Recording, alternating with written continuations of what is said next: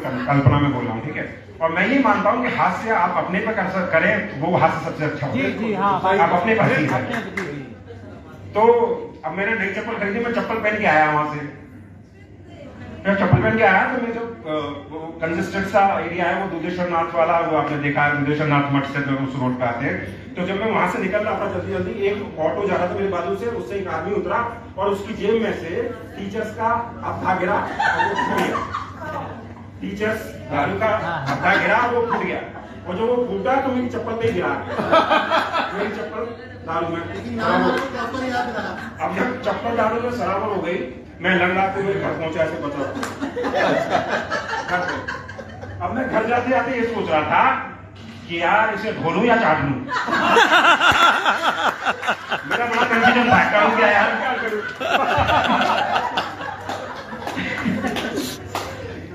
एक अभी इसमें नहीं, सच्चाई बता रहा हूँ। अच्छा है, आप क्या समझते हैं? इतने बुरे दिन नहीं है मेरे कि मुझे चप्पल काटनी पड़े।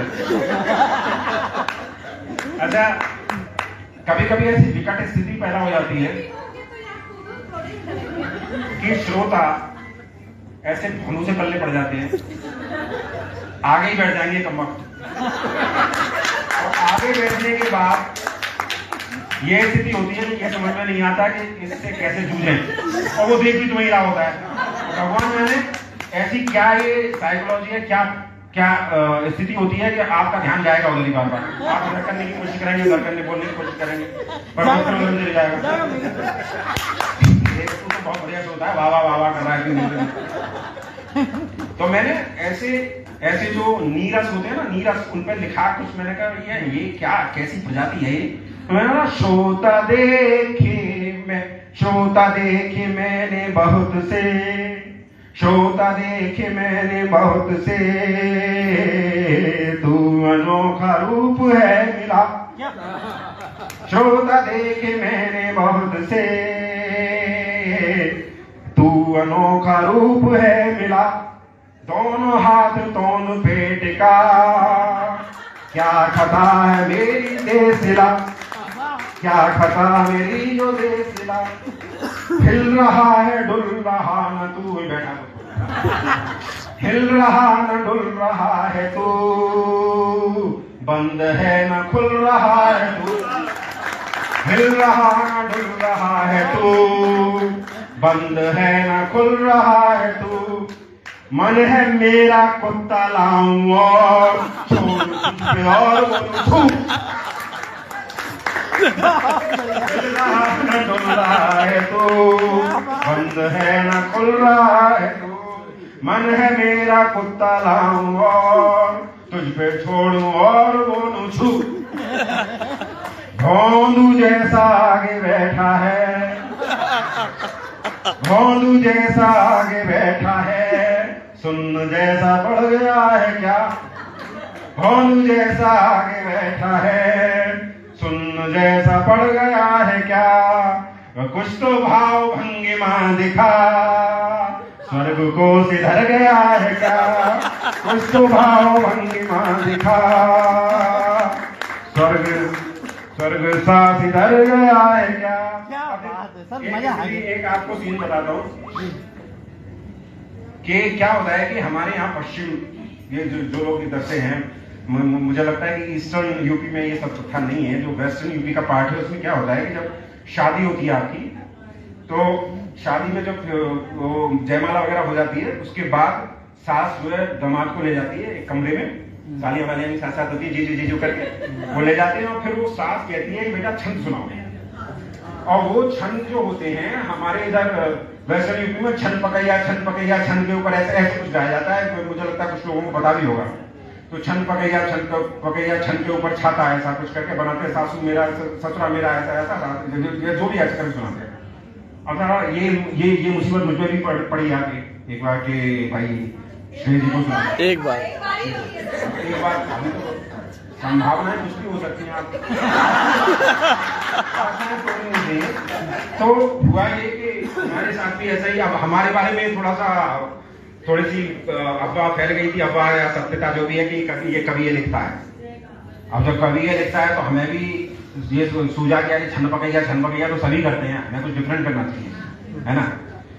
तो हमने फिर डिफरेंट लिखा, और लिखा तो क्या लिखा वो हम सुनाते हैं आपको, और सुनिए, और उसके बाद में एक देशभक्ति ये गीत से जोड़ूंगा। स्वागत कि सासू ने बुलाया छंद बंद तो सुनाओ, सालियां भी जीजू जीजू करके सता रही। सासू ने बुलाया छंद बंद तो सुनाओ, सालियां भी जीजू जीजू करके सता रही। ये है चाची बुआ मम्मी और ये है बड़े फूफा। फूफा सारा ऐसा लगता है कि उसके मुंह में मिट्टी का तेल भरा है ना। फूफा ज्यादा मुंह में मिट्टी का तेल भरे हुए होता है कि जब वो मुंह खुलेगा तो फेंक देगा, तो आग लगा देगा।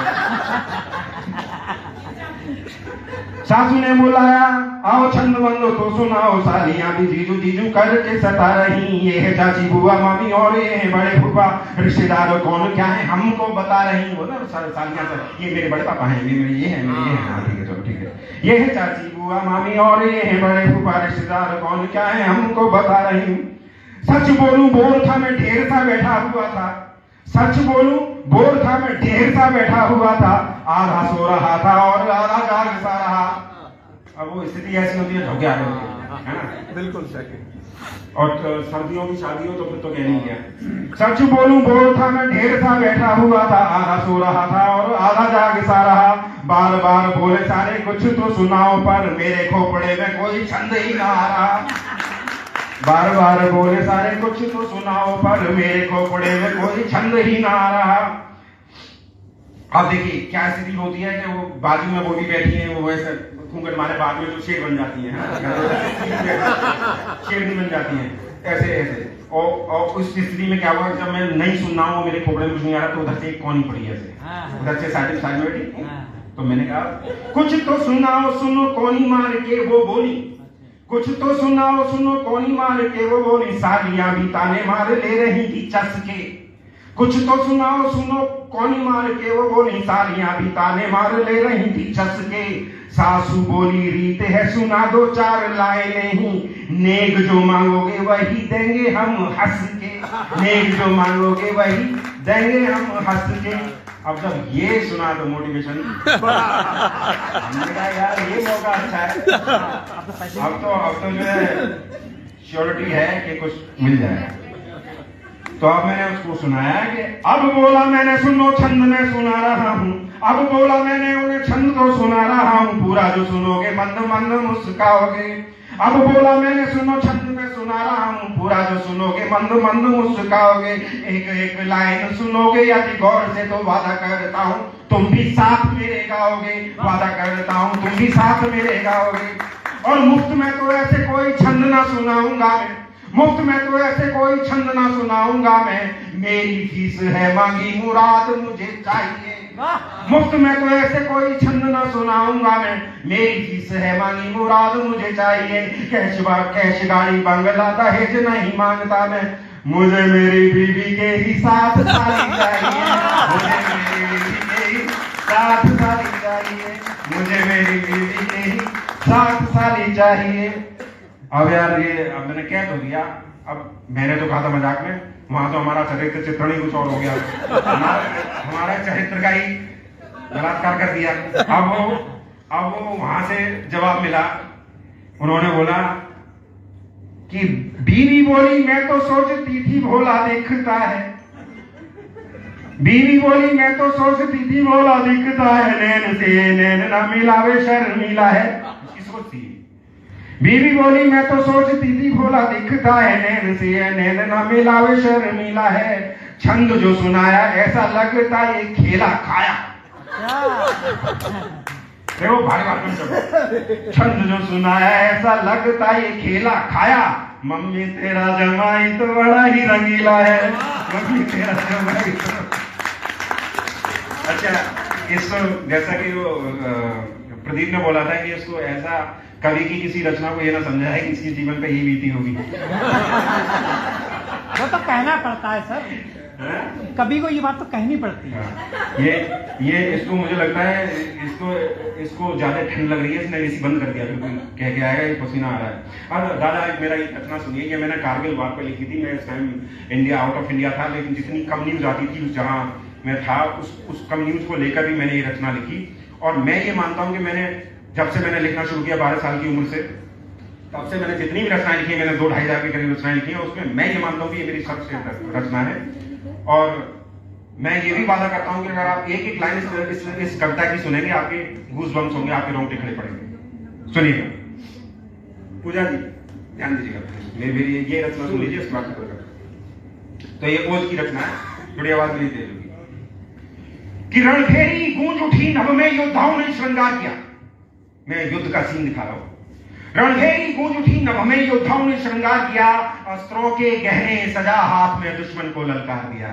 अस्त्रों के गहने सजा हाथ में, दुश्मन को ललकार दिया। अब स्थिति क्या है वो देखिए कि कोई अधर चबाता जाता था, कोई ट्रेगर दावे जाता था, कोई अधर चबाता जाता था, कोई ट्रेगर दावे जाता था, कोई घायल होकर भी धरती पर आगे बढ़ता जाता था। है शीत किसी को शिकन नहीं, तूफान किसी को ज्ञात नहीं। एक बोला ठंड बहुत ज्यादा, दूजा बोला कोई बात नहीं।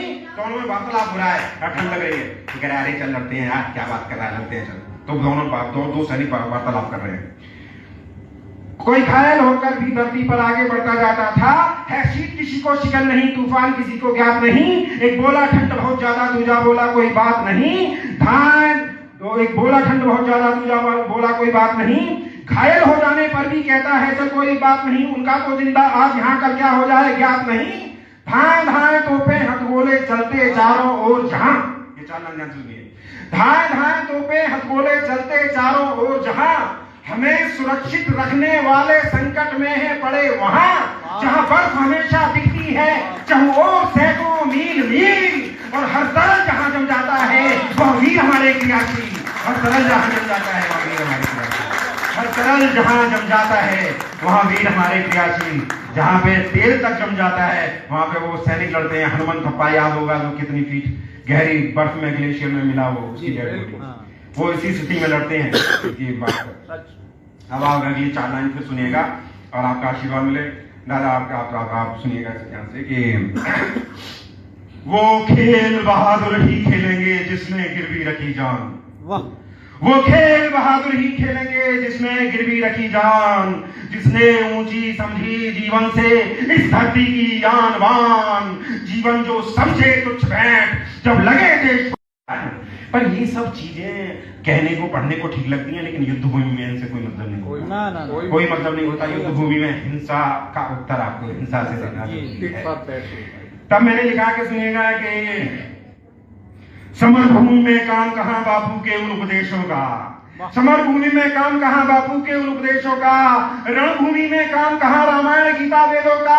नहीं काम उस प्रेमी प्रियतम से संगम की यादों का, नहीं काम उस प्रेमी प्रियतम से संगम की यादों का। नहीं काम उन कस्मों का और किए गए उन वादों का। अब देखिए मैंने 2 पंक्तियां लिखी और दोनों में अनुप्रास अलंकार यूज किया, आप उसका मजा लीजिए कि रणभूमि में काम कहां रामायण गीता वेदों का, समरभूमि में काम कहां बापू के उन उपदेशों का।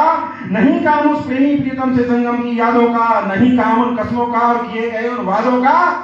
जज्बातों के जंजालों में जब जो जंगी जाबाज जले, कब कबा कहेगा वो कुपात्र कैसे किसकी काट करे। जो साहस से हिंसा का उत्तर हिंसा से ही लेता है, वो वीर भले मर जाता है वरना उमर कर लेता है। वो वीर भले मर जाता है वरना उमर कर लेता है। वो वीर भले मर जाता है वरना उमर कर लेता है। नहीं काम उस प्रेमी प्रीतम से संगम की यादों का, नहीं काम उन कस्मों का और किए गए उन वादों का। जज्बातों के जंजालों में जब जो जंगी जाबाज जले, कब कबा कहेगा वो कुपात्र कैसे किसकी कब काट करे।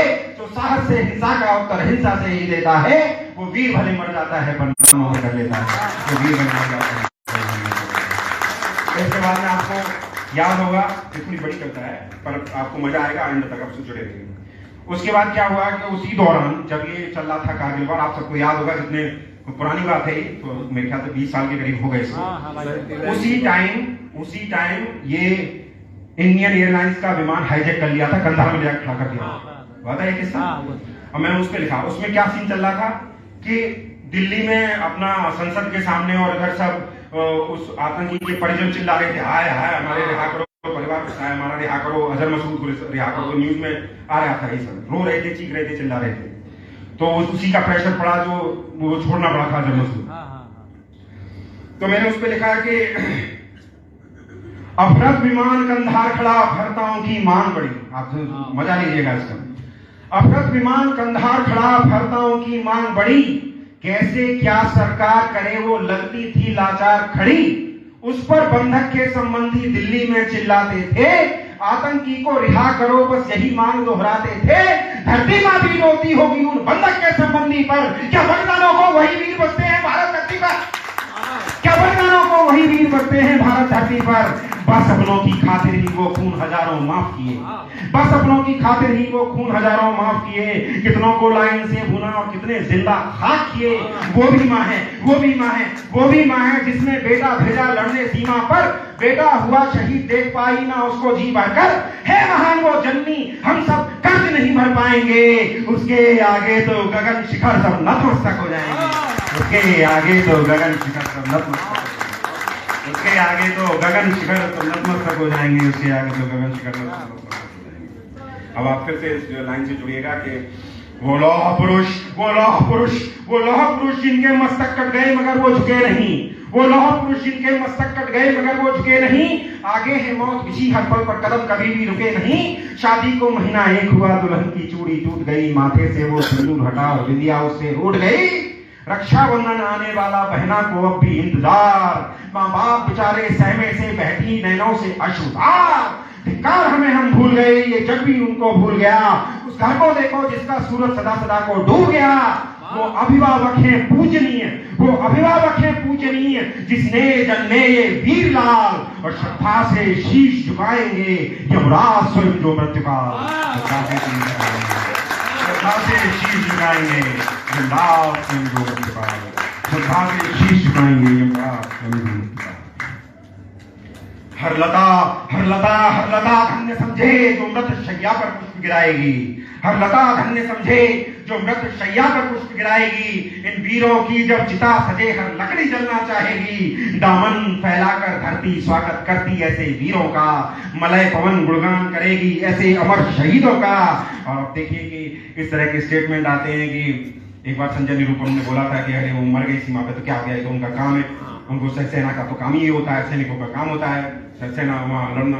तो ऐसे लोगों के लिए मैंने लिखा, फिर आज अंत हो रहा है इस कविता का, कि वोटों की खातिर राजनीति इस पर भी गंदी होती है, वोटों की खातिर राजनीति इस पर भी गंदी होती है। मरते हैं सैनिक सीमा पर और रोज शहादत रोती है। विनती करता मोदी तुम बस एक विधेयक ले आओ, विनती करता मोदी तुम बस एक विधेयक ले आओ। जिन्हें राजनीति में आना है वो पहले सीमा पर जाओ, जिन्हें राजनीति में आना है, जिन्हें राजनीति में आना है पहले सीमा पर जाओ, राजनीति में आना है तो पहले सीमा पर जाओ। तब तुमको ये पता चलेगा देश की सेवा क्या होती, सीमा पर जाने वाली हर जान की कीमत क्या होती, सीमा पर जाने वाली हर जान की कीमत क्या होती। इस तरह से सारे नेता देशभक्त बन जाएंगे, भारत की माटी चूमेंगे और भारत का गुण गाएंगे। सच कहता हूं, अगर व्यवस्था ऐसी कुछ हो जाएगी तब घर के भेदी गद्दारों की संख्या कम हो जाएगी, और घर के भेदी गद्दारों की संख्या कम हो जाएगी।